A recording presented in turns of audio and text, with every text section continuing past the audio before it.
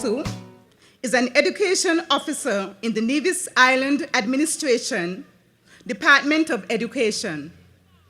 In this capacity, she supervises 2 elementary schools in which she is responsible for supporting school staff and parents in meeting the educational needs of all students.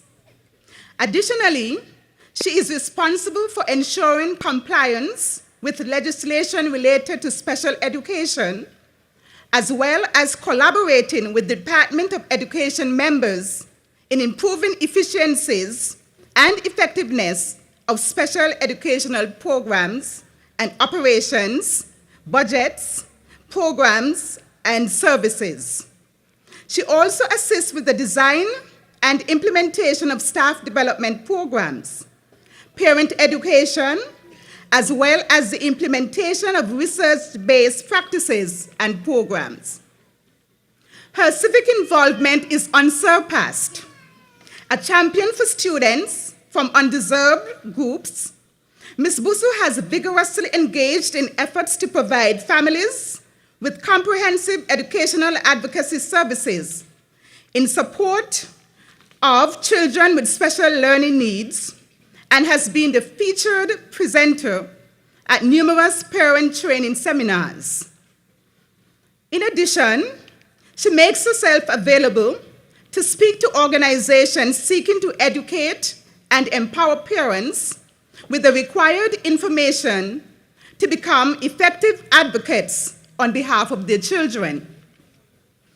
As host of the radio program, Children Are Precious, on Choice FM 105.3, which was designed to educate the public on disabilities, she has interviewed numerous guests on a variety of issues pertaining to women and children.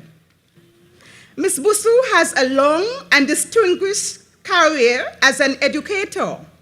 She began her educational journey as a teacher at the St. Thomas's Primary School in Nevis, after which she migrated and taught in St. Thomas, United States Virgin Island, and later the Washington, D.C. metropolitan area. She has served as an administrator, a member of numerous child study teams, chair of parent advisory committees, chair of committees on special education, as well as program specialists. Ms. Bussue obtained her bachelor's degree from the College of the Virgin Islands, now the University of the Virgin Islands, and holds a Master's of Education from the University of Maryland. She is currently a third-year PhD student in special education. The numerous honors and awards she has received during her academic and professional career include Who is Who among students in American colleges and universities, member of the President's Club, University of the Virgin Islands, Divisional Awards, Caribbean Fellow for the Organization of American States, and just recently, she was the recipient of a certificate in advancing transformational leadership for gender justice in the Caribbean at the Caribbean Institute for Women in Leadership, University of the West Indies, Jamaica. Ladies and gentlemen, join me in welcoming to the podium our illustrious keynote speaker, Ms. Andrea Bussue, to address the theme, CFBC, Embracing Opportunities to Develop Human Capital for a Competitive Global Environment.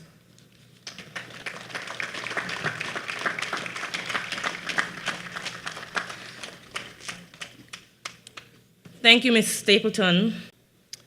I want to thank the organizers, student body, and the Board of Governors for their invitation to be the featured speaker for this evening's event. Thank you for your kind words.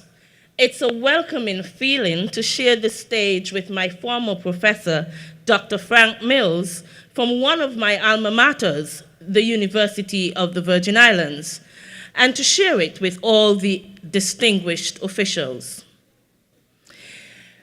Exactly when I got the invitation, I noted right away that there would be a conflict. Exactly 50 years ago, my parents, Nicholas and Paulina Bussue, said, "I do," and I was thinking that we would be celebrating today on their anniversary date. So I spoke to my mom about the possible conflict in schedule, and she wisely said, "The 50th year begins today. We have the whole year to celebrate, so you do your thing." Hence, I'm with you this evening. I want to congratulate them on stemming the tides of life, and I want to thank the village for helping them on their journey. These are serious times in Earth's history.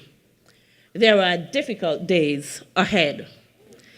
As you look around you and you listen to the news, you know that these are serious times. Jobs are scarce. Monies are tight. The competition is fierce, and crime is on the increase. These are times when the economic storm clouds are gathering, and when the economies of greater nations are contracting faster than a rubber band. Our economy is not as grand as it should be. So many things are being done to stem the tide of failing economies. Once upon a time, companies were being bailed out. Now, whole countries need to be bailed out. The IMF has become a household name. These are serious times. But even in tough times, there are opportunities for growth and creativity. You know that necessity is the mother of invention. And it is against this backdrop, a somewhat dreary forecast, that we are gathered here to celebrate the achievements of the 211 graduating class. Now, these serious times mean that we as a people will have to do things differently if we are to survive as a people, as an institution, and as a nation. But what a time to be alive. Rather than be a prophet of doom and gloom and dampen your spirits on such a joyous occasion with the morbid state of affairs, I just came by to bring you some hope, to ignite the flame of possibilities that lie within the institution and within each of us. Opportunities abound. You have to decide whether you will embrace them or simply ignore them. I just want to remind you that as a people, we have always been resilient and forward-thinking. We know how to bounce back. It's in our history. Furthermore, I think creativity and forward-thinking is in our DNA. This is certainly not a time for complacency. Howard Fergus, a Monstratton, notice I said a Monstratton, not a Kittitian or a Nevisian, in his account of the history of the British Leeward Islands, was not stingy of his praise of the people of St. Kitts and Nevis. We, St. Kitts Nevis, were always leading the rest of the Caribbean and were the agents of change, especially in the area of education. So there is no need to panic. We need to collaborate and use our energies and become proactive to ride against the tide of a smoldering economy and increase of lawlessness in our country. This institution can play a major role in improving our current predicament. But these times call for our leaders and educators to think outside the box. It calls for innovation. CFBC, you have done well and you have been doing well with the resources that you have. But you cannot be so wedded to the past and hold on to practices that are obviously archaic and ineffective, because you will miss out on good opportunities. So, CFBC, if you are going to be the engine that generates quality and qualified human capital that compete locally and globally, you must take your role seriously and proactively to seek to improve the the institution, its status, and its quality of service.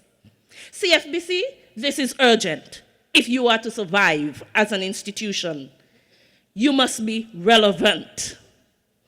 The current trends in our local and regional community show an increasing disinterest in learning and the inability of our youths to function at age-appropriate levels in the classroom. As an educator, I see the increasing inability of our young and older people to cope with life. So I ask the question, CFBC, are you relevant in preparing teachers with tried and tested strategies to face these challenges in the classroom? Are our teachers equipped with the knowledge and training to deal with the various disabilities in the classroom? Or will you continue to support the existing system that is failing a number of our boys and girls? Are you relevant when you do not create a full program for our teachers that address the different abilities, knowing fully well that there are so many struggling students who are subsequently left behind? And there are studies that show that there is a correlation between school dropouts, gang activity, and crime. Are our teachers equipped? Are you relevant? In order to embrace opportunities, you must be prepared.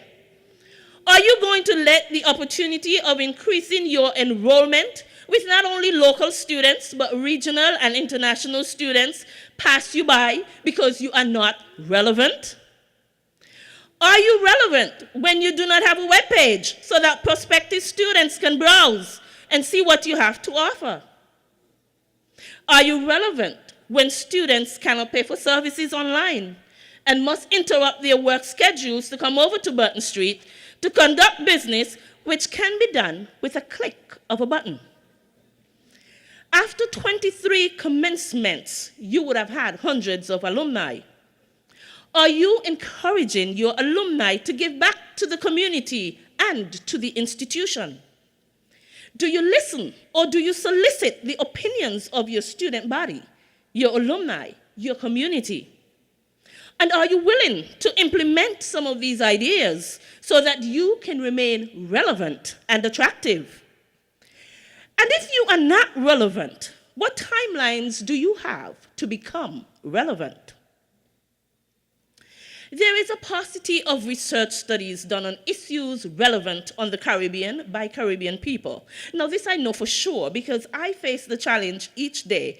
And most times in doctoral work, I must allude to studies done in the US, Canada, the UK, or Australia. Our tertiary institutions in the Caribbean region have not risen to the challenge of conducting research studies on the Caribbean region. The cost of conducting research, you may say, is too high. But are you marketing the college so that you can attract donors and other institutions who would provide grants so that they can do some research? As you transition into full autonomy, are you considering updating your library and your library base so that you can link up with other universities so that your students can have access to current information? Are you relevant? And are you providing a nurturing environment for the students and modeling care and encouraging critical thinking, knowing that they will model you? Are you good models? CFBC, this is certainly not the time to look at your limitations, but to look at the possibilities even in these difficult times. As a fairly young institution, you may see all the obstacles and think they are insurmountable. Your youth can be an advantage because, youth symbolizes vigor, curiosity, and creativity. You can be creative despite your limitations. And because you're competing with bigger countries with an abundance of resources, I encourage you to find a niche. Find your niche in this competitive environment and employ strategies that will attract regional and international students and funding. Finding your niche and perfecting it will help you to develop minds that will be able to compete globally in your area of concentration. Finding your niche means that you would not seek necessarily to duplicate what other sister institutions in the region are offering. What is your culture? You must specialize to attract funding. I believe that one of our greatest failures as Caribbean people is our resistance to harmonization. Specialization and harmonization are not necessarily enemies, they are sisters. And as we use our little resources to specialize, we benefit greatly when we harmonize with other universities. Looking at our current state of affairs, you must produce human capital that can move effortlessly from one island to another in pursuit of employment, CSME, and our qualifications should not come under scrutiny. So CFBC, I want you to become fired up and move with a sense of urgency to become relevant in these times. Graduates, graduates, even though we are living in serious times, all is not lost. Yes, the world has changed and is forever changing. The world when you left it and entered CFBC is not the same as you exit. For example, you entered CFBC armed with a flash drive, and if perchance you lost it with your valuable school papers and projects, you panicked. As you exit, you no longer have to worry about losing a flash drive. You can store your information in the cloud and retrieve it whenever you want or wherever you want. When you entered CFBCs, Earth's population was below the billion mark. As you exit, the population is now over the billion mark. This simply means that the competition is keener and your market share has increased. Your ideas and inventions can impact a greater crowd. So graduates, when you entered CFBC, hey, look at the Middle East. It seemed like a formidable force with numerous dictators in charge. But as you exit, 4 or 5 dictators have been removed from office because young people like yourselves organized and brought about change. When I examine your theme, in my mind, CFBC is not solely responsible for developing human capital, but you graduates will have the opportunity to develop the human capital as well. Teachers, as you nurture those young minds in your classrooms, encourage critical thinking. Nurses, as you care for your patients, give them hope as you conduct your bedside visits to administer treatment. To the tech box students, please know that as you provide drawings, these young people are going to be so appreciative. Our community will be so happy that we have honest architects. Honest architects. Take your job seriously. Take your job seriously. Our country is not blessed with lots of natural resources and attractions as other countries. And so developing our human capital is very important. Graduates, CFBC is depending on you to promote the soul and your country. To the hospitality graduates, there is no one like you. You are the face that will represent all of us in the tourist industry that is the mainstay of our economy. So you gotta be kind and courteous and professional in your dealings with your fellow men. Not only the tourists that you come in contact with, because you never know who will be a spotter and is quietly evaluating you and the country. What you do affects the country. Represent well. Difficult days are ahead, but this is not a new thing. If you check the Bible, there were difficult days ahead too. And you hear people talk about the good old days. The truth is, the good old days was filled with big problems too. And if you ask even Jeremiah the prophet, who was so distraught that he got thrown into jail for the people who were misbehaving, even while he was in jail, he was still talking because the fire in his bones was too much for him to contain. So tonight, despite the conditions, I want you to get fired up. I want to congratulate each one of you this evening for being a part of this graduating class. I am sure you know others who started the journey with you, but they got sidetracked and they lost their way, so they're not here with you. This is an accomplishment, but your tertiary journey has only just begun. To the honors class, you have worked hard, and I am sure that you are filled with pride for what you have accomplished, and you have a right to. But as you leave this institution, Nikoya, Dishanda, Kyle and Ziwani, Fola and Sandrika, Zoe and Patrice and the host of others, let me tell you a secret. If you do not use your abilities to benefit others, your brilliance will become a curse. Yes, you may think of all the ways you can advance yourself, and that is noble, but be sure that you are doing it to help others, not to look down upon others. And I repeat, your brilliance will become a curse if not used to help your fellow men. The society is depending on you to bring about the social change that is needed in our country. The world needs you to be a positive force.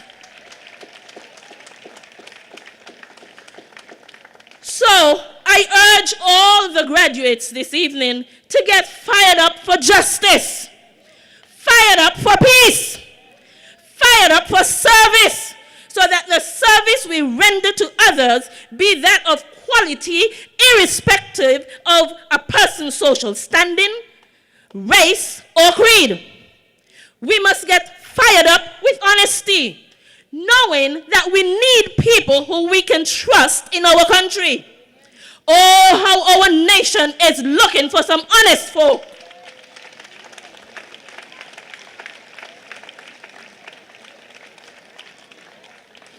Getting fired up is not pulling the trigger of your 9mm to eliminate a brother or a sister who disagrees with you. Get fired up is not getting fired up with hatred when someone excels and you think it should be you. I ask you to join me tonight.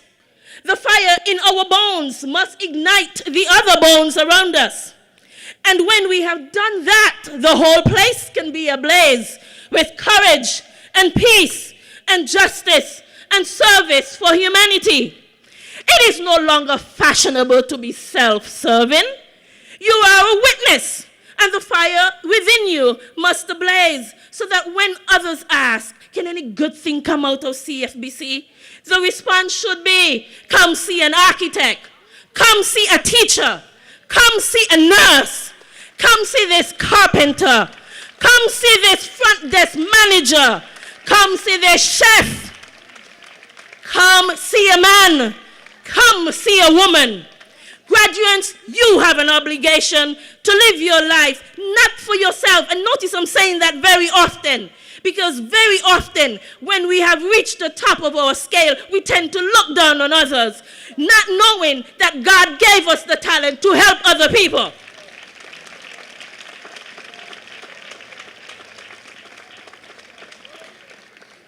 I want you to get fired up because you're an ambassador, not only for this institution, believe it or not, but for your country.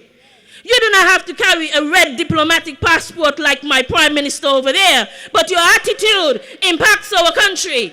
And deeds done on a small nation can have a ripple effect in the global economy. I want you to get fired up about the inequalities in our education system that ignores the slow and those that have difficulty reading. And as you go forth to teach, I want you to embrace the dull, the slow learner, and the emotionally unstable child, and the abused child, be it sexual abuse, physical abuse, or emotional abuse. And you know, a lot of that is on the increase in St. Kitts and Nevis. You need to listen. These children have their story. They too want to learn. They too want to be successful like you. But sometimes the challenges of life leave them with a broken spirit. Sometimes the only person that they see is you. Sometimes they cannot turn to their parents. Sometimes we ignore them, but I recommend that we listen to them, because you can save a child from a gang. Nurses, I want you to get fired up too. You know, sometimes our bed manner is not the type it should be. And we need to do better. And rather than bring distress to the sick, we need to bring comfort to the sick. You see, it's well and good to be dressed up in our regalia. When the rubber meets the road, are you doing what God expects you to do? TechVox students, get fired up too. Health services students, get fired up. 2 or 3 years ago, CFBC stretched forth her hands, and embraced you. They saw in you the potential to bring about social change. That's why they admitted you. They also saw in you the potential for completing the program. Tonight, it releases you from that embrace, more knowledgeable than when you were admitted. CFBC, as the graduates leave, this is not the time to relax and rest on your laurels. It is the time to get fired up and continue to move ahead in making the college competitive. And as the students leave, there will be challenges, but face them. The same God who took you through these challenging years of school when you didn't have a dime, you couldn't take the boat back to Nevis, you didn't even know where food was going to come from. That same God is still available to you. Don't you dare turn your back on him because you have a degree.